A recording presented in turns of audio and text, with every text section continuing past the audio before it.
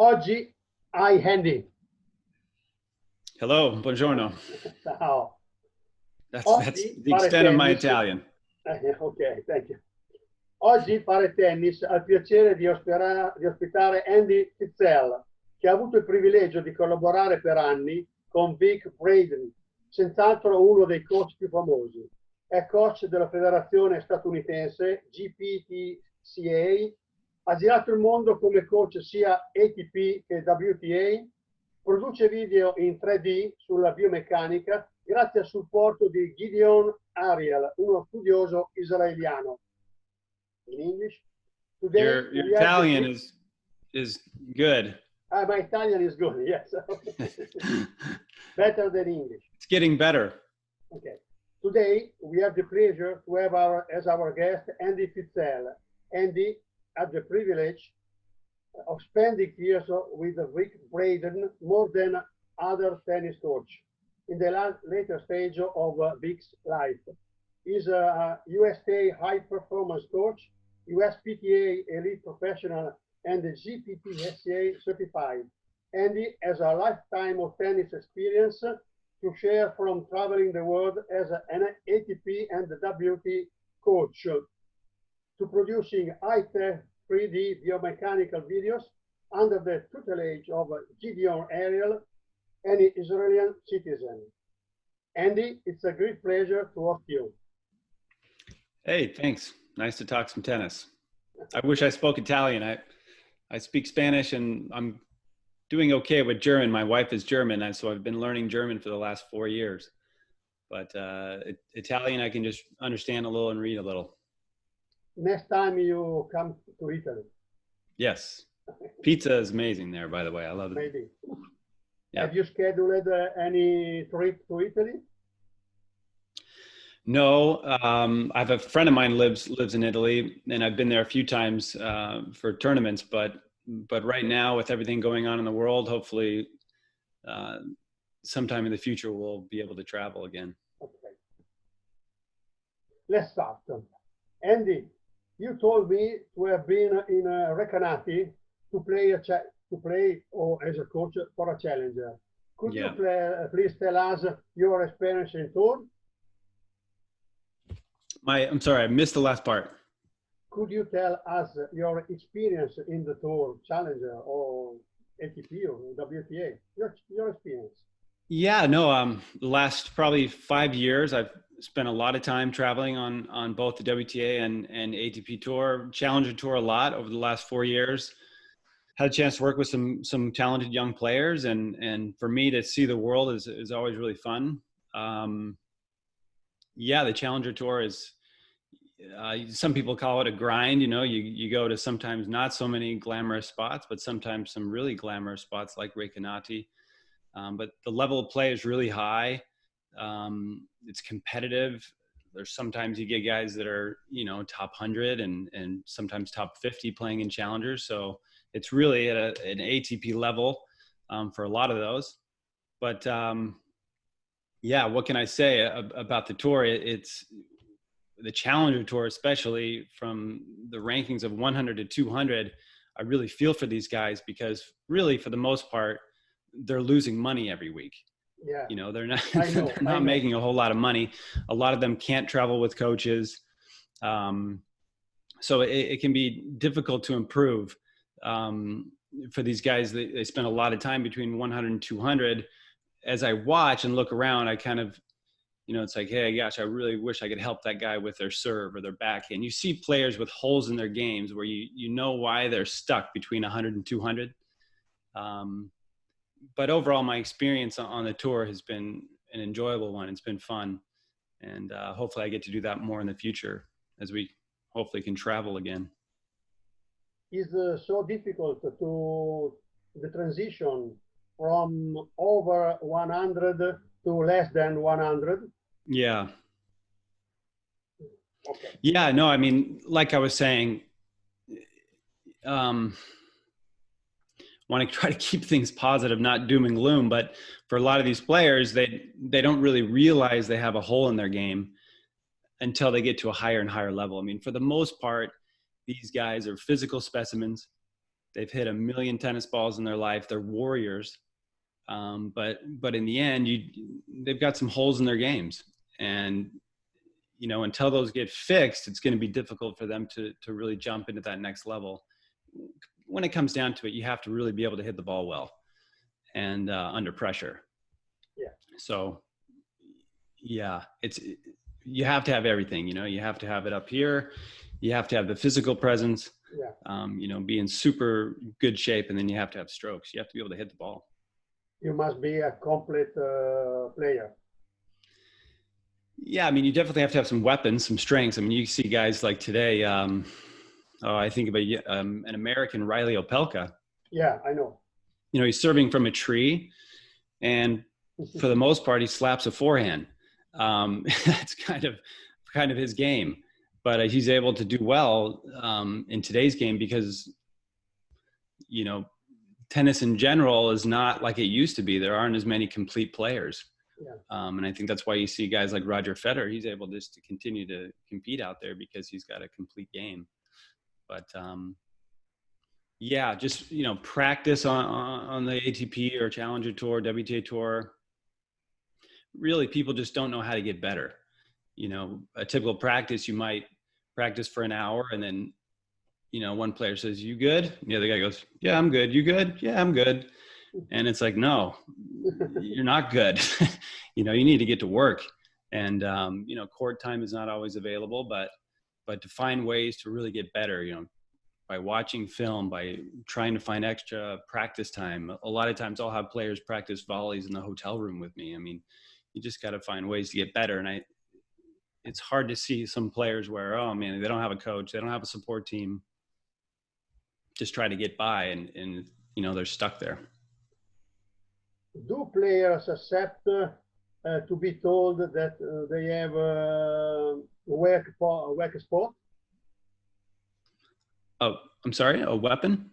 Do players accept easy that when you tell them that something is wrong in their style of play, in their game? Do players accept it very well? That depends on the player. That's where film these days. I mean, when I travel with a player on tour, I film everything. Just because, number one, it helps the player to see it. You can take the guesswork out of it. It's like, hey, look at your forehand, you're doing this, or your serve, you're doing this. And it's like, it's not going to work. And so that way with video, it's a little bit easier. Yeah, okay. And it is what it is. We use the line often, there is no positive, there is no negative, there just is. So it's like, hey, look, you're not getting below the ball on your backhand. You're not hitting true topspin. It is what it is. So then it's like, okay, are you going to accept that? I made you aware of it. Are you going to accept it? And then are you going to commit to making those changes? I've been lucky enough, for the most part, for the players that I worked with, they're very receptive to feedback, or to criticism, you could say. Constructive criticism. Okay, next question. Thank you, Andy. Andy, Mm-hmm. I know you coached both men and women. Could you tell us difference in gender approach? For me, it's individual, and that may be a cliche, but the dimensions of the court and physical laws are the same. And so, a forehand's a forehand. I know in the world of the internet, people unfortunately came up with that WTA versus ATP forehand. I hate that. In fact, if I were a female, I would find that kind of offensive, where it's like you hit the ball like a girl. But no, the game's the game. So it's all individual, the player's personality, their physical makeup. But a forehand's a forehand. The tennis court's a tennis court. Physical laws are physical laws. So for me, there's no difference in the approach. It's just different with the individual. Okay, but mentally, is your approach with men is different from your approach with women? No, I mean, again, with teaching, it's information transfer. So I'm going to teach you how to hit the ball better, teach you strategy, or teach you how to chart. So there's that side of things. The personality side of things is okay, different, you know, what someone can handle, the way you speak to them, if they're an introvert or an extrovert. But yeah, so again, just comes back down to the individual. Some players like to be pushed and yelled at, and some not so much. Okay. Even though they need it. Individual. Okay, thank you. How do you scout opponents? It's one of my favorite things to do. Again, I film a ton. So if I can film a player and watch a player in person, I'll do that. If not, I'll look at film on the internet, on YouTube, whatever I can find. And then I chart, you know, so I'll chart either electronically. I've been using Dartfish since 2001, so almost 20 years, or by pen and paper, which is really my preferred method. So I can take notes. So I chart all kinds of things. First, I may just look at grips. What kind of grips do they have? Where do they hit short? You know, forehands, backhands. Technically, where do I see things that may break down if hopefully the player I'm working with can force and go forward, has some skills. But, you know, where could they hit and force and have that player break down? Shot tolerance, you know, all those kinds of things. So I film and I chart. That's what I do. Why do you look at grips? Oh, well, I mean, if a player has a severe Western grip, they're not going to like a low ball or a ball out wide or, you know, a high ball. So, you know, you go, okay, well, definitely you can attack to this side. They're going to hit high. Yeah. Yeah. So you just look at where you really, to understand strategy, you have to know strokes. You have to know grips, you know, and so as an individual, if you're a player, you need to be educated so that you can look across the net and make a game plan when you play somebody. So that's why, you know, you have to look at those type of things like grips. Okay, this player is going to struggle with this, you know, or if they're coming in the net with a severe continental grip, it's going to be tough for that player to volley down the line, you know, so you can anticipate a cross-court volley or a finesse volley. Those are some of the reasons why you would want to look at grips. So a good backhand slice down the line on a forehand of a player whose Western grip is a good idea. Well, it depends. It depends on how well you can hit that approach shot and where your position is when they're hitting. For the most part, in today's game, it's almost a lost art. People coming to the net, and when they do, they don't know how or when. But yeah, it can be if you can get the ball low and come in. On the forehand side, these days, players are able to come up with all kinds of emergency shots, topspin lobs, and angles. So maybe better to get a two-handed player trying to pass on the run. But yeah, again, down to the individual and the player, you have to scout that and see. Okay, thank you. Mm-hmm. Andy, what do you train the most? The weak spot or the weapons? Yeah, the weak spot of the weapons. I think, you know, if it's a tournament, if you're inside of a tournament, you really want to be maximizing strengths, obviously building confidence. And you know, you can work on fundamentals every single day, you know, weak spots. The goal is to become a complete player. Sorry, did I lose you? I am here. Okay. You're there? Okay. I just can't see it. Okay. That's all right. Your goal is to become a complete player. So it's better to work on weaknesses during training weeks. If if you're just a average player, you're not playing on the professional tour, I think, you know, you want to spend time working on your weaknesses a lot because it really just comes down to getting the ball in play. And it does at the highest level as well, but. Okay, thank you. Mm-hmm. Next question. How do you work with your players? I mean, how do you discuss strategy? You know, as far as strategy, again, you've got to look at what you do well and what your opponent does well. So Jack Kramer once said long ago that if your strengths outweigh your opponent's strengths, then you go with your strengths. But if they don't, then you have to make them hit shots that they don't want to hit. So again, in the highest level of the game, you've got to scout. You have to be aware of what your opponent can and cannot do and what you can and cannot do. And then you have to try to match those strengths and weaknesses against each other to come up with a good plan and a plan B and a plan C possibly. I think of Roger Federer, he was asked years ago by Vic Braden in a media room once, how did you learn to have all these different options? And he said, well, what I did is I made a list of all the shots that I needed to have, and then I went out and I practiced those shots. So really, that's a really intelligent, logical way to approach it. It's like, hey, I need to be able to do this, this, this, and this.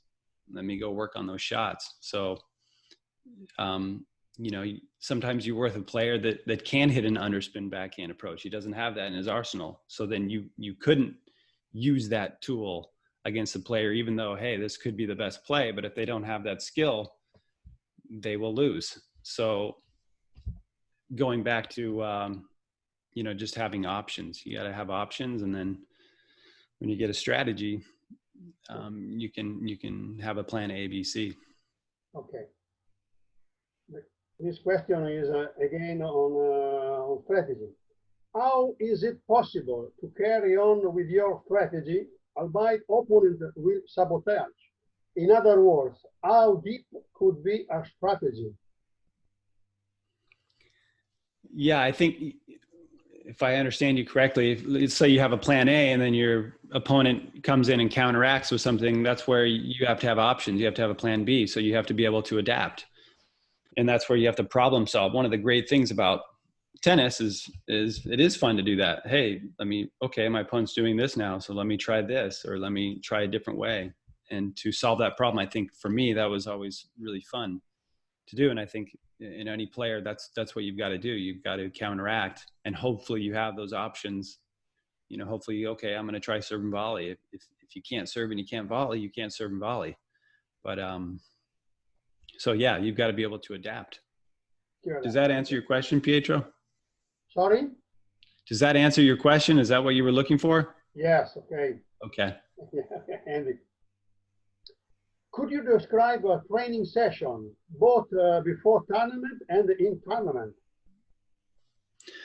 Well, I can tell you, like right now, we have a private tennis facility. We've got some competitive juniors and players training here, and in the morning, our morning sessions are a lot of technical work, a lot of physical work. And then the afternoons are more match play and charting and filming matches and watching. But so I think similarly, if you're in a training week with a professional player, you're obviously going to keep working on your strengths and what you do well, but then also trying to work on your weaknesses and try to have a complete game where you don't have a weakness. You're only as good as your weakest link. So if it was, okay, we were playing 3 tournaments and here's what we learned from those 3 tournaments, here's what we need to go work on, then you go work on those things and then take that into a tournament. And then during a tournament, again, depending on matchup, who you're going to play, you're going to have a specific workout or practice, hopefully to help you against that next opponent. Like I said earlier on the Pro Tour, a lot of times court availability is not always the best. So you can't always get a lot of court time. So you really have to maximize your time there on court. But the typical workout is a warm up and then players play a set. So you really want to go into those practices with a specific thing or two to work on to maximize, and then try to find court time, extra court time, or just creative ways to get better. In training maybe kids, a lot of ball feeding, both live or dead, or matches? Well, it's a mix. I think with technical work, a lot of times that's slowed down. So a lot of shadow swinging, a lot of drop hitting, a lot of easy feeds or off an easy ball machine.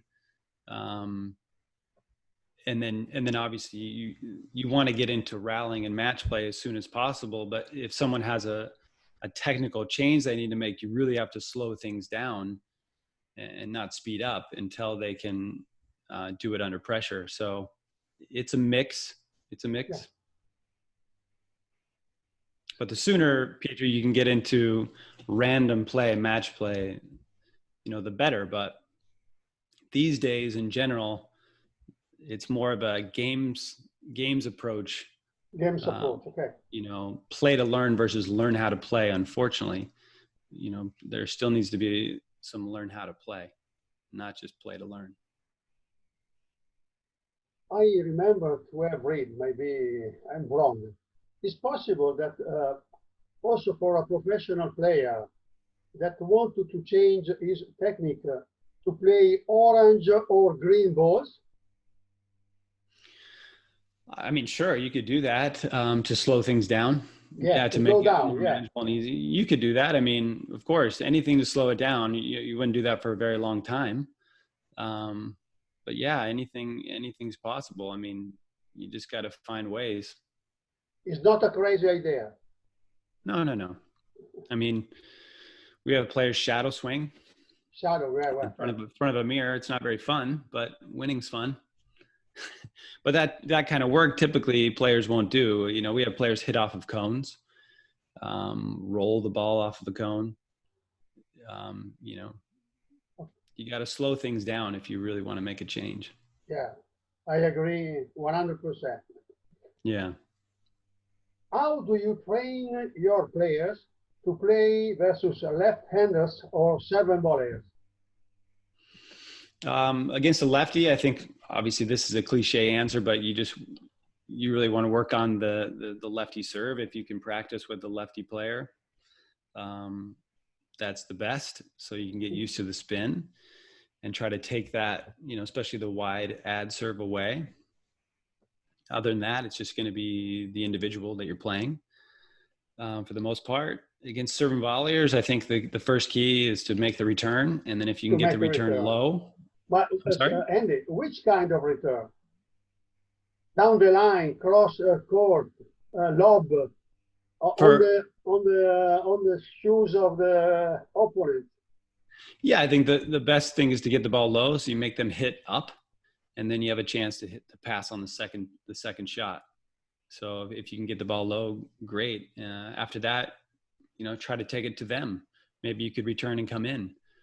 You could serve and volley. Again, you have to have the skill. So it comes down to, do you have the shots? It's always a question of skills. Yeah. In the end, can you hit the ball? You can move. You got to be able to do everything. You got to be able to move, but you can be the fastest person in the world. And if you get to the shot and you don't have a forehand, it doesn't matter. You just hit a crummy shot sooner. Okay, next question. Strings. Your opinion, of course. Strings, when strings are replaced, after to be broken, as a recreational player do, or after a few hours of play? Maybe Opelka. How long Opelka keep the strings? Yeah, I mean, I'm not sure how long he does, but a lot of professionals will do, after the first warm up in 7 games, and then after every 9 games, when they change balls, some players will do that. I think each player probably knows their tension and the way it feels, and so they may make a switch at any time. As far as recreational players go, yeah, usually it's till your strings break. So you definitely want to try to do that sooner than later. And I think for a lot of people too, it comes down to finances. Tennis is an expensive sport. I know. Yeah. For myself as a kid, I didn't have a lot of money, and so I was hanging on to equipment as long as possible. Okay. Are you in favor of on-court coaching? That's a great question. On-court coaching, years ago with the women's tour, when on-court coaching was first introduced, I was able to ask Roger Federer what he thought about that. And he said that he was not in favor of on-court coaching. And the example he gave, he said, if you're going to take a math test, you study for the test, and then you take the test. You don't get to call your mom up and ask her what 2 + 2 is. That was his answer. I agree with that. I'm not a big fan of on-court coaching. I think, our job as coaches, and this is, again, a little bit cliche, but to make people be independent thinkers and problem solvers. I think that's one of the beautiful parts of our sport of tennis.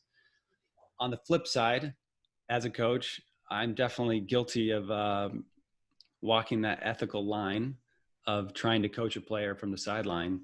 Um, I don't think Andy, it's too helpful. Usually it's something like if they do a pattern that you like, you might just clap and say, that's it. That's the way, something like that. It's kind of a but hidden coaching. Andy, Yeah. Andy, both Craig Webster and Craig O'Shaughnessy told me that on sideline coaches make coaching.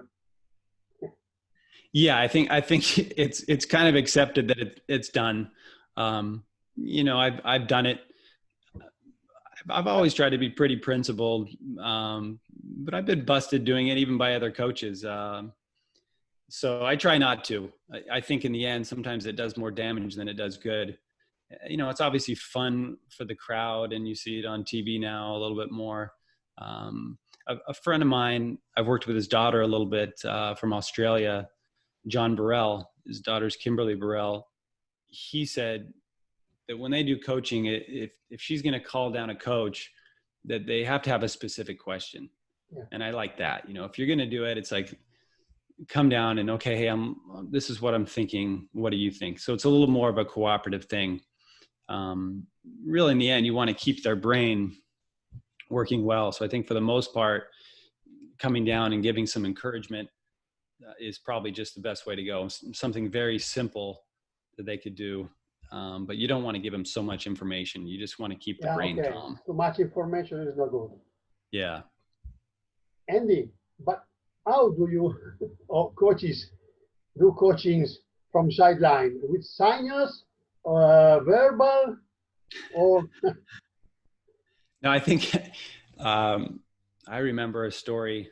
I don't know the specifics anymore, but where I think it was in Davis Cup, where players in doubles, they were on the other side of the stadium, and they would signal to the team what the other players were signaling behind their back.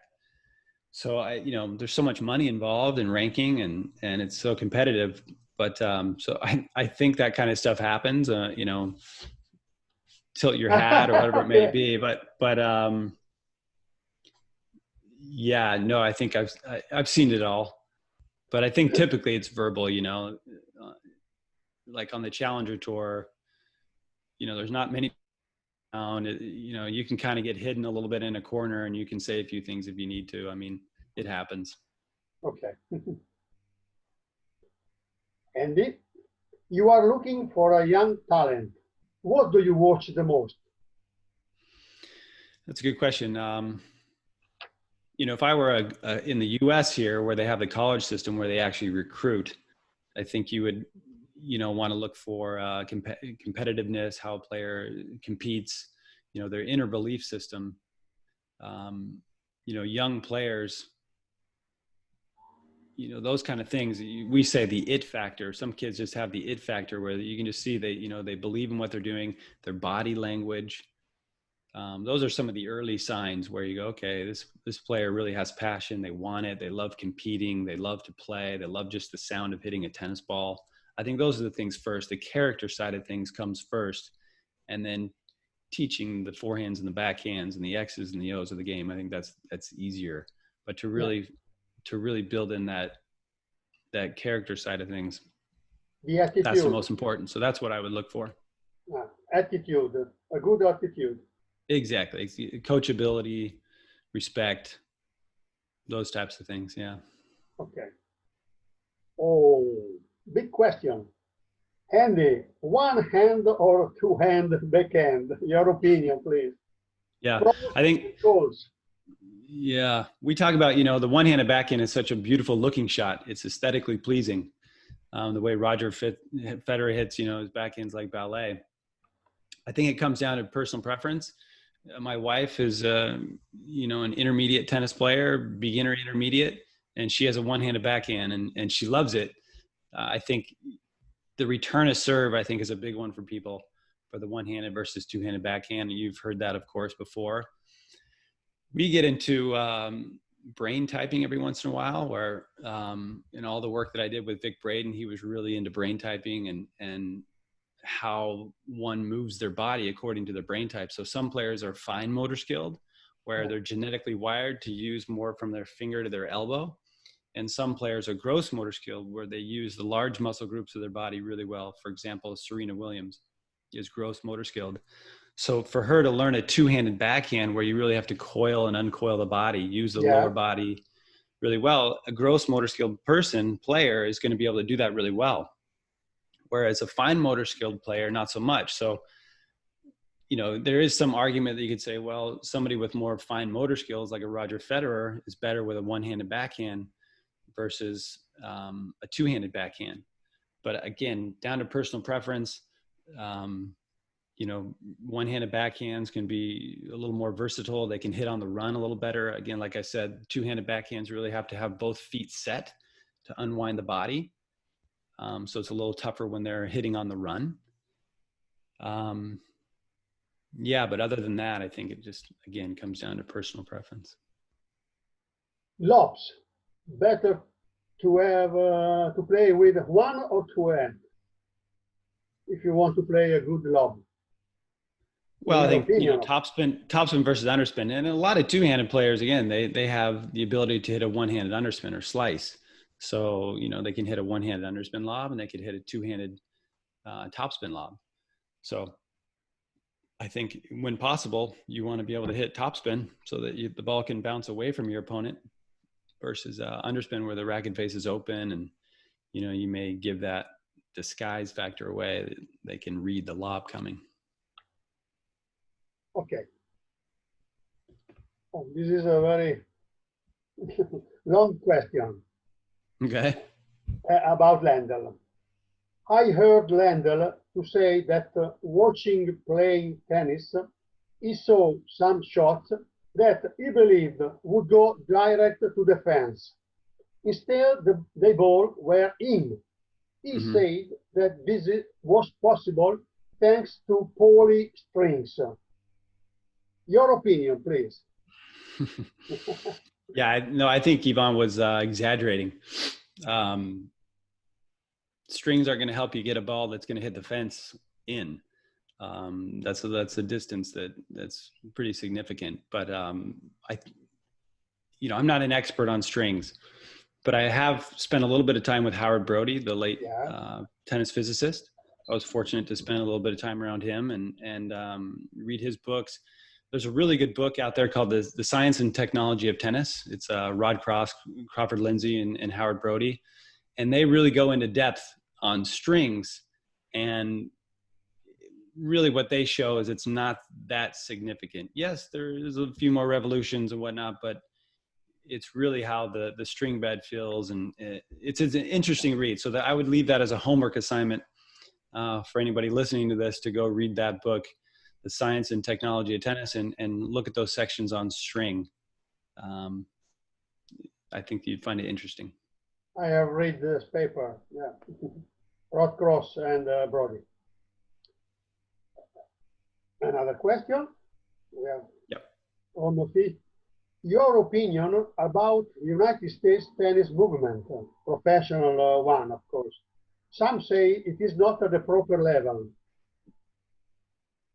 Yeah, I mean, there's been a lot of discussion over this.